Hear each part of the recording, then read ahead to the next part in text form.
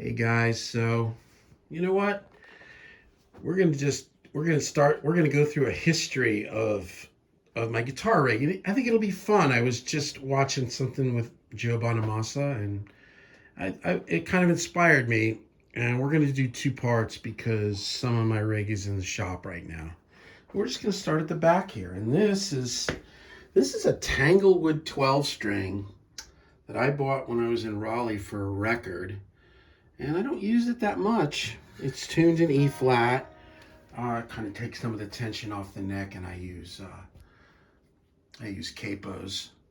Um, it's a nice guitar though. Not a lot of low end, but sometimes that's nice in the studio.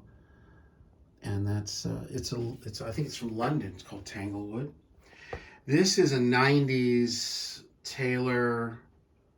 I think it's a 614. This was my brother's guitar, and he literally gave me this on his deathbed.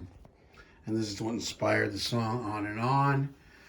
And yeah, I played it for him. He was passing, and he was not coherent. It was weird, and I was playing, and his wife's name was Judy, and she had already passed away. And I used to always sing Hey Jude to her, and I started playing on this guitar, Hey Jude. The whole family was there, and he raised up his eyebrow. Everybody started crying like he was still with us. And that was it. So, very nice, bright, but it's mellowed since I've had it. Oh, how long have I had it? Maybe 12 years, 10 years since he passed away. And it's they darken a little bit over time. It's nice. This is my Martin. I bought this about 20 years ago. That's been my main guitar for the studio.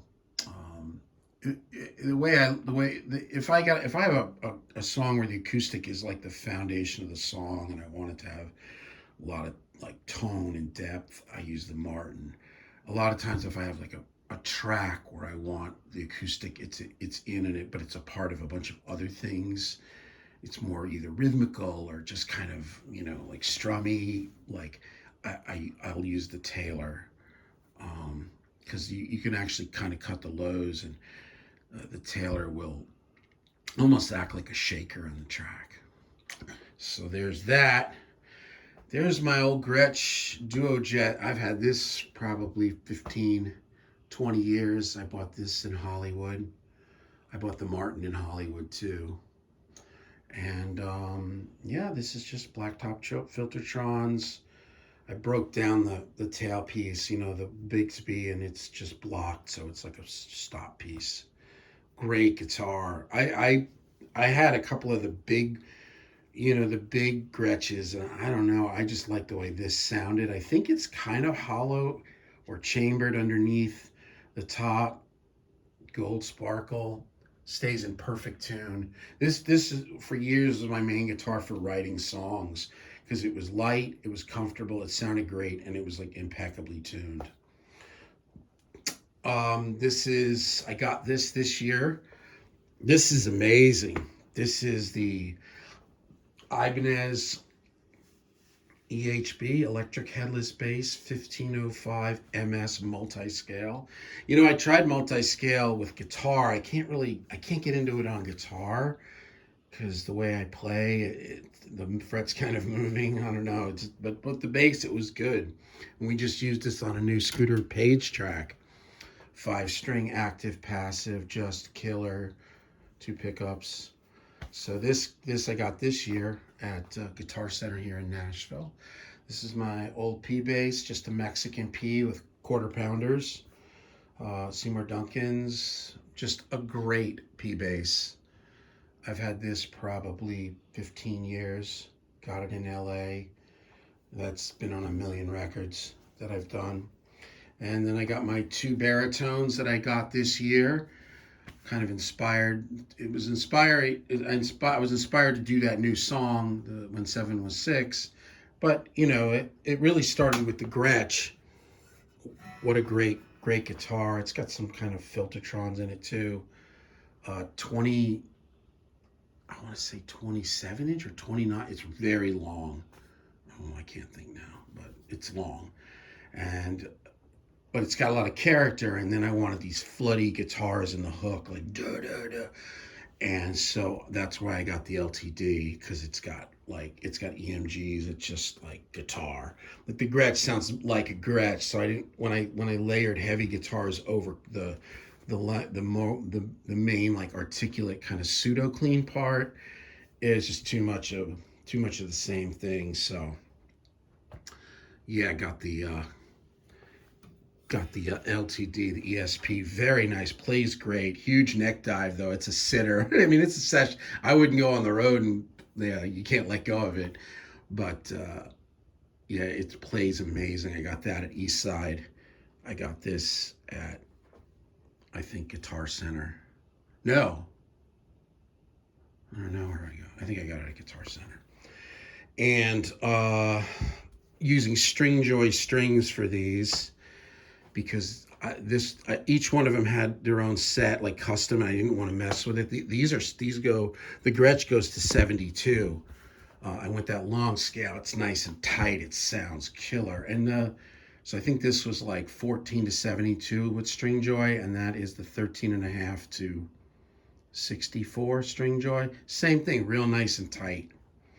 So the rest of these, I guess we'll go through the strings. I used the same Elixir lights on the Taylor that my brother always used. I didn't want to switch them. I use Martin lights. I like bronze strings. I'm not as into phosphor bronze.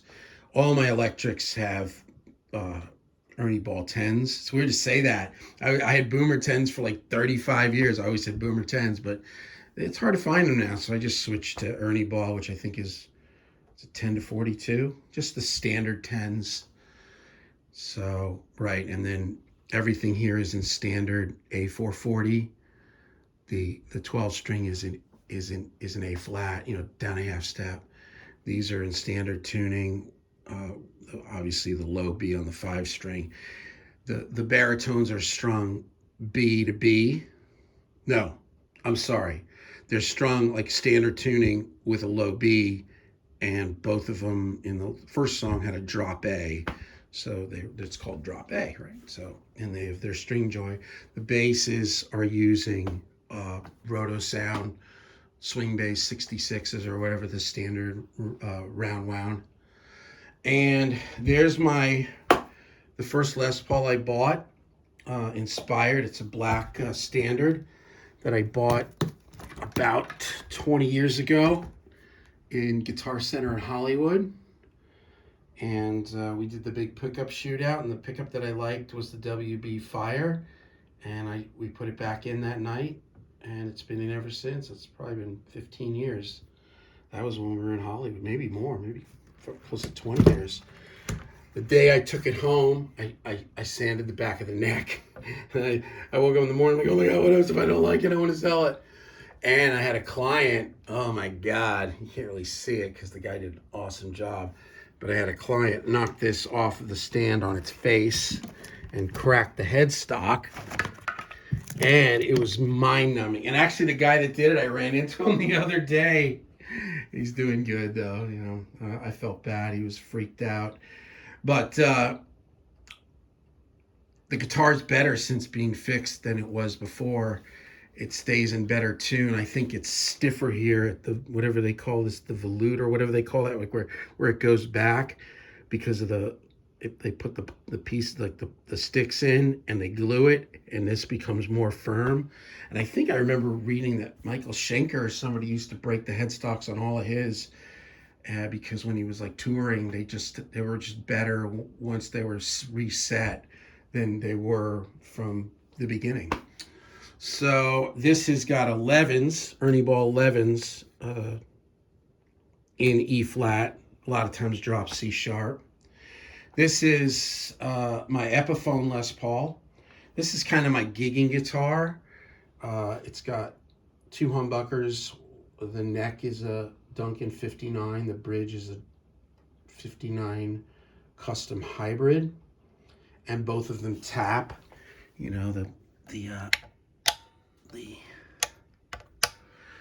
the tone knobs. So you can make this sound like a Les Paul. You can kind of make it sound like a Tele. It's a great like utility all around guitar. Same thing with the 10s, the Ernie Balls, standard tuning. This thing is a complete beast. Perfectly stays in tune. Sounds killer. This is a J Mascis Jazzmaster that took a lot of work to get this thing good or get it where I wanted. I put in the locking tuners to get it to stay in tune with the whammy, a little bit of other work, and finally I ultimately pulled the pickups. The J Mascis pickups are harsh.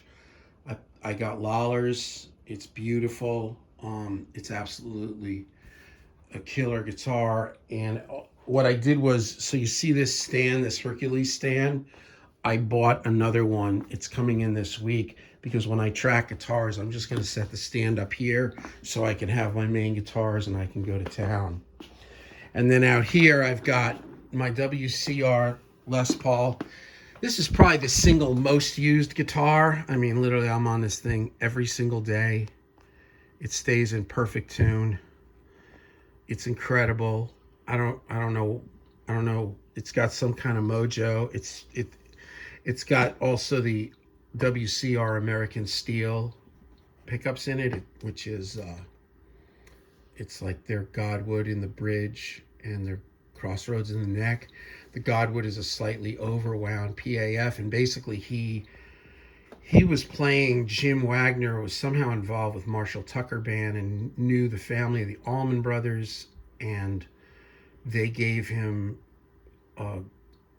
Dwayne's two guitars to kind of analyze. The I think one was a Sunburst and one was a Dark Burst, and he basically like made a pickup, put it in, tested it, put the original pickup back in, worked on his pickup, and he got it to match as close as he could. And I think that's what's known as the Dark Burst. Hey, Mama Toad. You want to listen? Yeah, no, I'm just finishing up. I'll be in a minute. You move your car so we can back it. No, he's not getting it today. Oh, okay. All right. I'll be. Which I think was the Dark Burst, was the original one that was the copy, or was like his rendition of Dwayne Allman's pickup. And then he made another one. What he did was he took that and he overwound it, and that's that. It's the Godwood. So it's a little hotter. It's a little darker too. I'm not the biggest fan of like real old school PAFs. They're a little bright for me. This I like better, and the Crossroads in the neck. It's just an incredible guitar. The WCR. I don't know if he's making them anymore. He made this for me, and I mean, I was like a big proponent of his. I had a bunch of his pickups, and I did a lot of demos of all his stuff. So yeah, it was a real nice gesture. I've gotten, man, I've played this thing every single day since. That I probably have had about 15 years. And then this I got maybe a year ago or so. I wanted a real Strat. I've got my old black Strat that I grew up playing, which really has the most history of all this. I bought that black one in probably 83, maybe. Maybe 81. I think I was 16 or 16. I just started driving, and I drove down to Modern Music in Fort Lauderdale, and this lady brought it in to sell, and they didn't want to buy it. And I was like, oh, I like it. And I walked out to the car, and I bought it from her in the parking lot. But that was my experiment. That went from a regular 70s Strat to, humbucker, JB in the bridge, to a Kaler, to a Floyd Rose. I went through my whole Van Halen, Alex Lifeson phase, and, EMGs for years. So anyway, I gutted it maybe 15 years ago, and I took it to that music store down there. It was in Santa Monica, I think Santa Monica Music, and I bought a set of Fralin Woodstocks. It was just their like vintage single coils, and I put a weird pickguard on it. But that guitar is cool, but it didn't have a trem anymore because I had blocked off the the Floyd Rose, so it was a stop tail piece, and the neck was very small. It was like an old 70s C neck. I mean, I bought it when I was a kid. No, I was younger than, I must have been 16. And I like it had like a small C maple fretboard. It had nothing on it. It was a little itty bitty neck, and I had small hands, so I liked it. But I really wanted just a great Strat, and this was what I got. It's an American Professional 2. Bought this from Austin at Guitar Center here in Nashville. I don't like the color, and it hasn't grown on me, but I love the guitar. Oh, I wish it was Olympic white. I really like the Olympic whites, but maybe one day I'll have one. But it doesn't matter, right?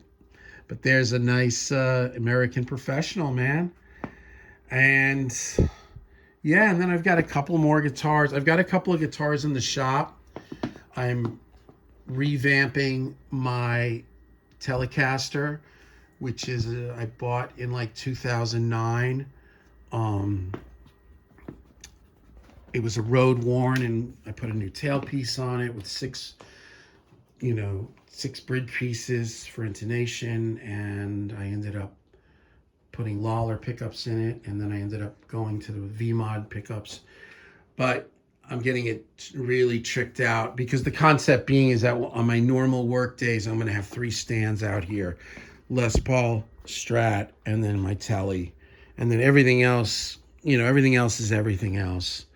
So that's in the shop, and also my 12-string Dan Electro, purple sparkle Dan Electro that goes right there. So we'll get that one going too. So that I'm gonna leave it here. So what we'll do on the next video is show you those guitars, and then we'll get into the history of the rest of the guitar rig, the amps, cabinets, effects, DI boxes, radial splitters, axe effects. Maybe we'll even talk about guitar picks. Ooh.